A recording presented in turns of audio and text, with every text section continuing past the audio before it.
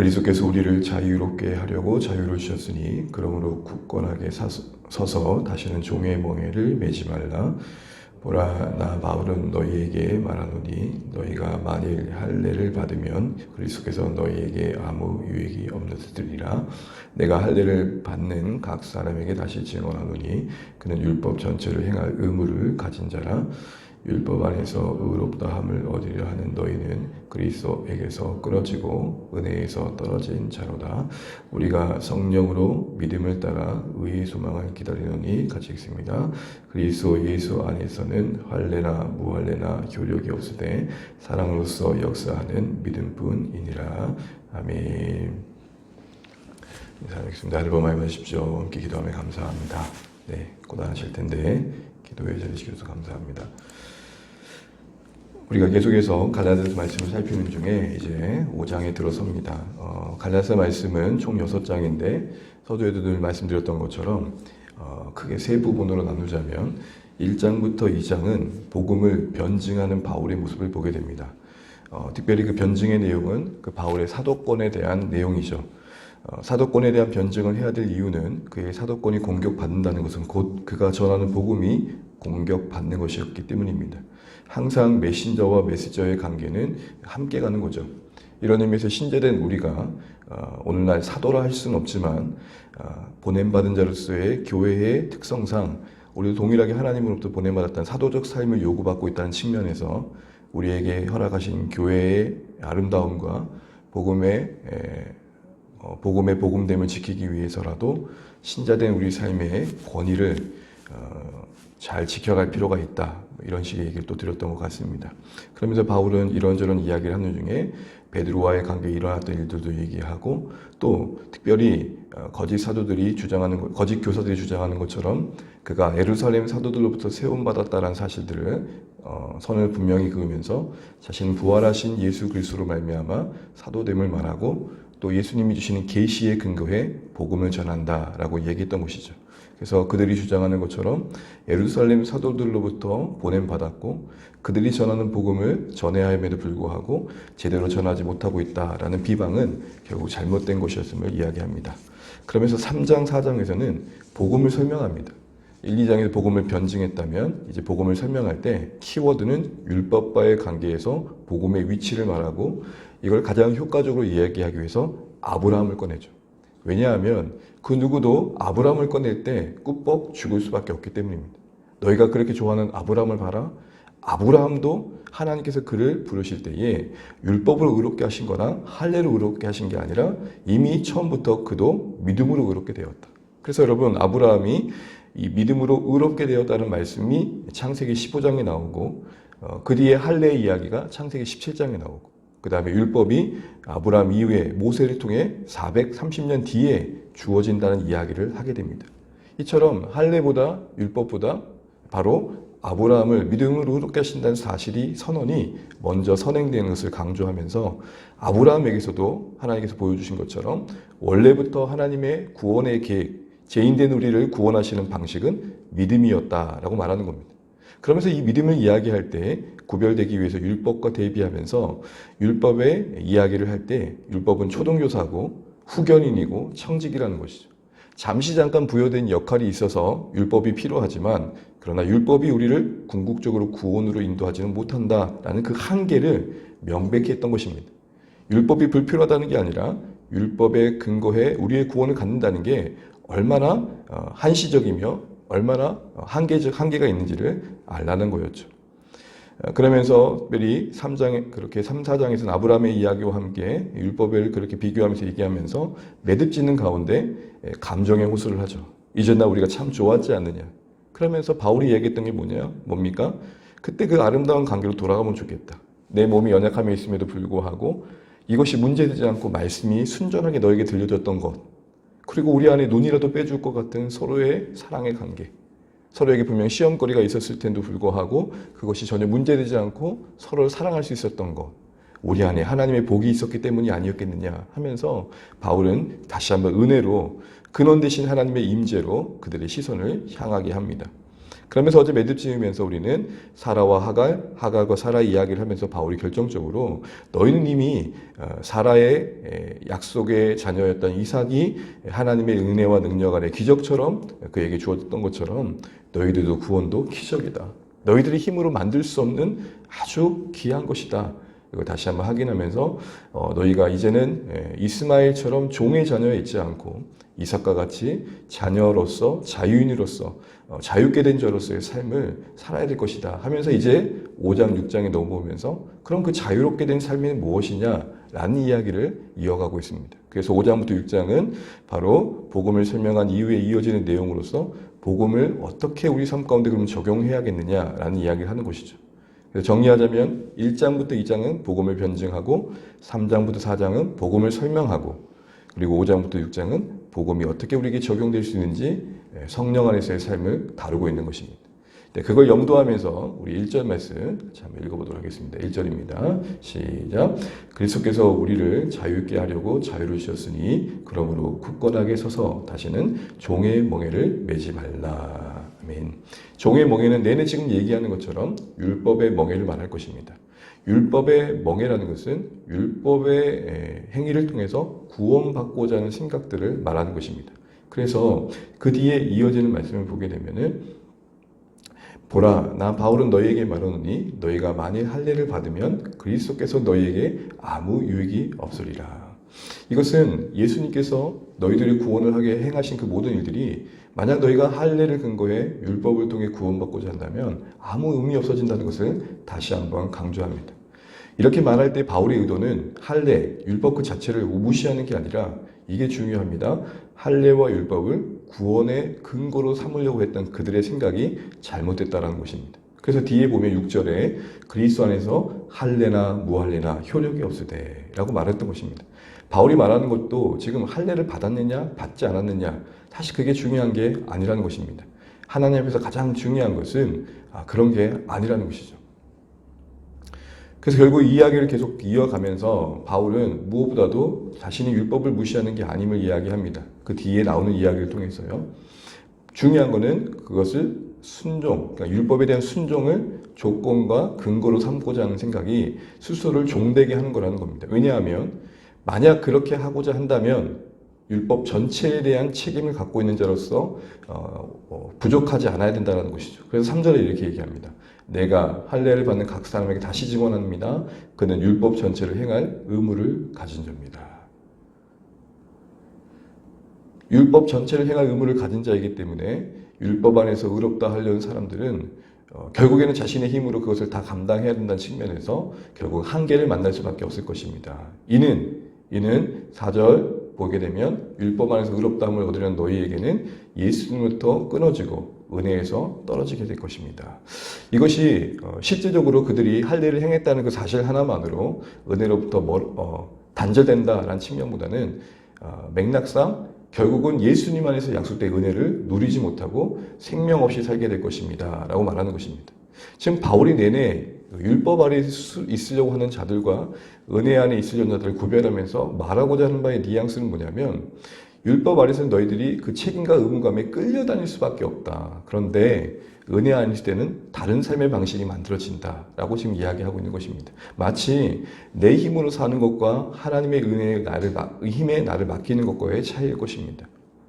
그럼 구체적으로 우리가 자유케 되었던 삶의 방향은 무엇이냐라고 할 때에 6절 그리고 7절처럼 5절 6절처럼 얘기하는 것입니다. 우리 5절 6절은 같이 한번 읽어보겠습니다. 우리가 성령으로 믿음을 따라 의의 소망을 기다리노니 그리스도 예수 안에서는 할례나 무할례나 효력이 없을 때 사랑으로서 역사하는 믿음뿐이니라. 아멘. 오늘 5절에 보게 되면 그러므로 왜냐하면 우리가 성령으로 믿음을 따라 의의 소망을 기다리고 있다는 것을 잊지 말아라 라고 말을 하고 있습니다.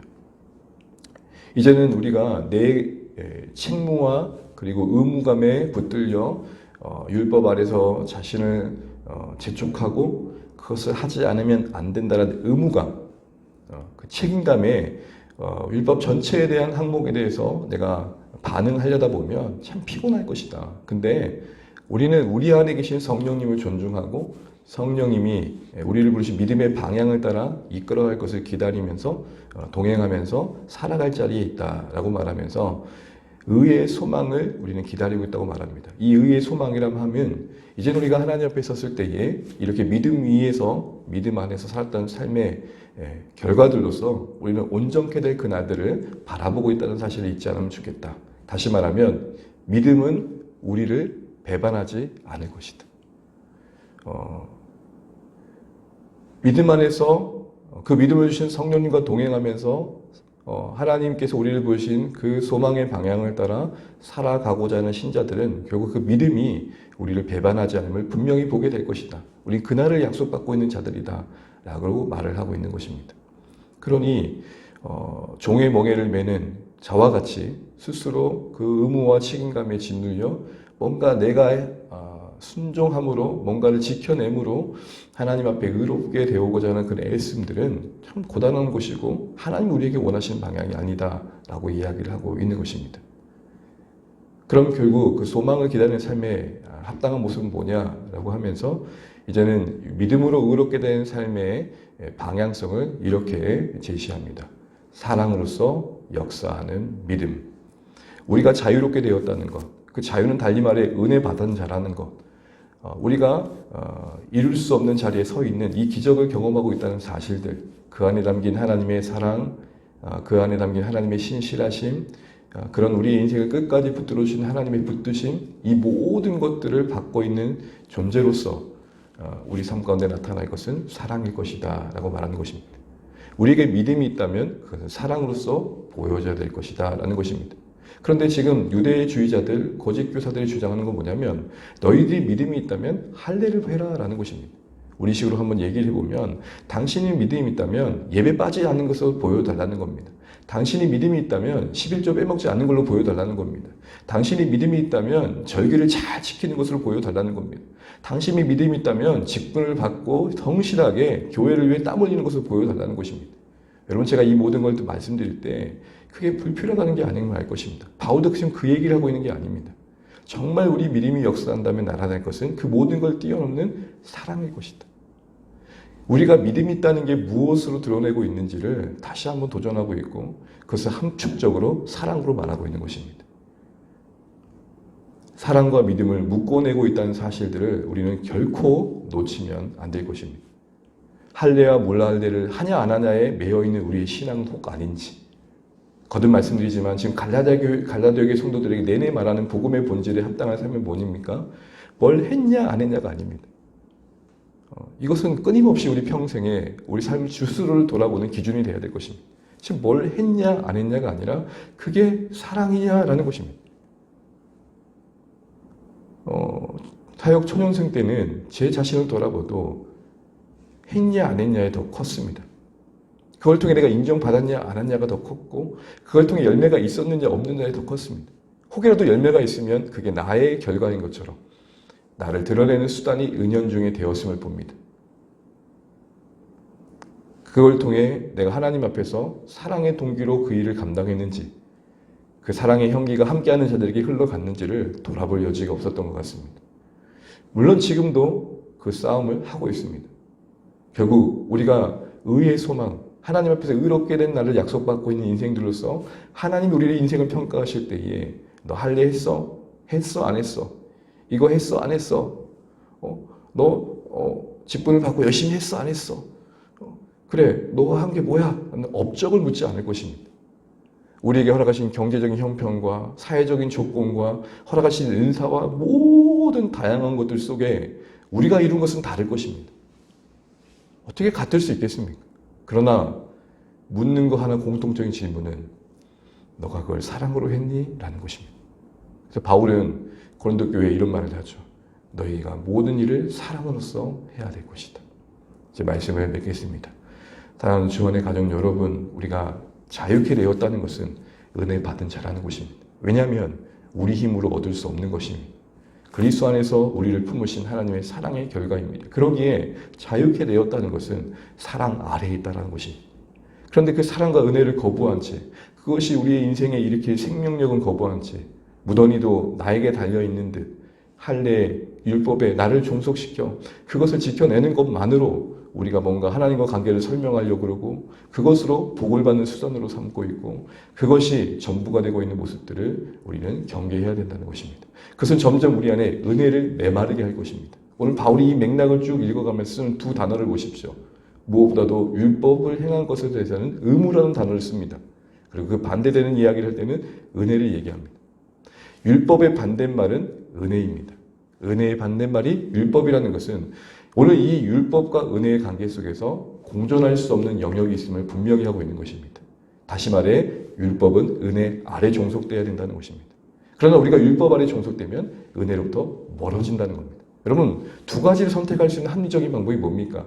은혜 아래 율법을 두는 겁니다. 그러면 은혜 아래 있다는 삶의 모습은 뭡니까? 바로 결국 사랑으로서 우리 삶이 나타나는 것입니다. 바라고 원하는 것은 어제보단 오늘이, 오늘보단 내일이 더 풍성한 사랑으로 우리 존재가 자라가고 하나님 앞에 설 수 있는 우리의 모습들을 만들어갈 수 있는 매일이 되시기를 주의 이름으로 축원합니다. 혹여라도 작은 의문감에 여러분을 짓눌리고 있다면 우리를 자유케 하신 하나님의 사랑이 그 수치와 부끄러움보다 더 크다는 거 잊지 마시고 그 모든 은혜의 근거인 사랑을 우리가 다시 한번 묵상함으로 그 사랑이 만드는 생동력으로 우리에게 주어진 크고 작은 봉사와 사명들을 감당해내는 것. 그래서 결국은 사역하는 게 아니라 사랑하는 것. 더 말하자면 사역을 위해 사랑하는 게 아니라 사랑하는 중에 사역하는 우리 아름다운 모습 되셔서 신앙의 여정이 막연히 의무감에만 짓눌린 고단한 여정이 아니라 은혜가 있기에 고맙고 소망이 있기에 감사한 그런 풍성한 우리의 여정 되시기를 주님의 이름으로 축복합니다. 찬양하겠습니다. 찬송가 516장입니다. 516장 찬양드리겠습니다.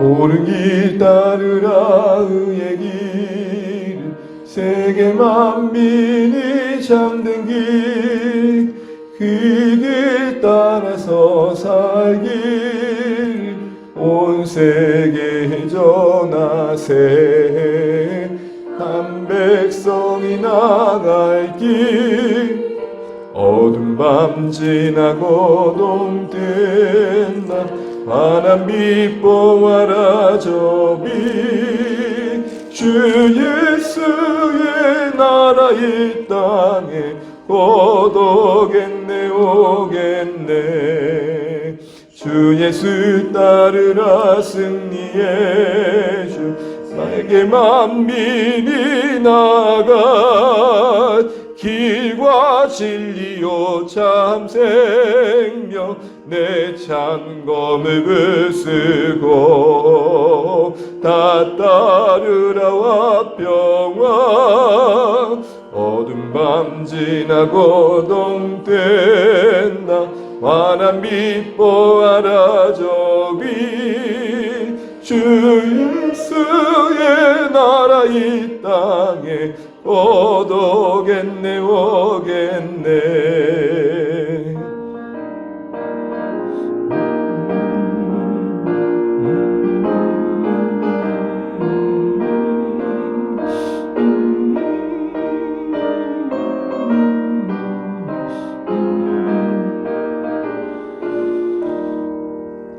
놀라운 이 소식 알리려라 세계 만민을 구하려 내 주 예수를 보내신 참 사랑의 하나님 만 백성이 따를 길에 어두운 밤 지나고 동된다 환한 빛 보아라 저 빛 주 예수의 나라 이 땅에 곧 오겠네 오겠네 고난 길에 치고 찾아온 많은 백성을 구한 길 모두 나와서 믿으면 온 세상이 마침내 이 진리에 살겠네. 어둠 밤 지나고 봄 뜬다. 환한 빛 보아라 저 빛. 주 예수의 나라 이 땅에 곧 오겠네 오겠네.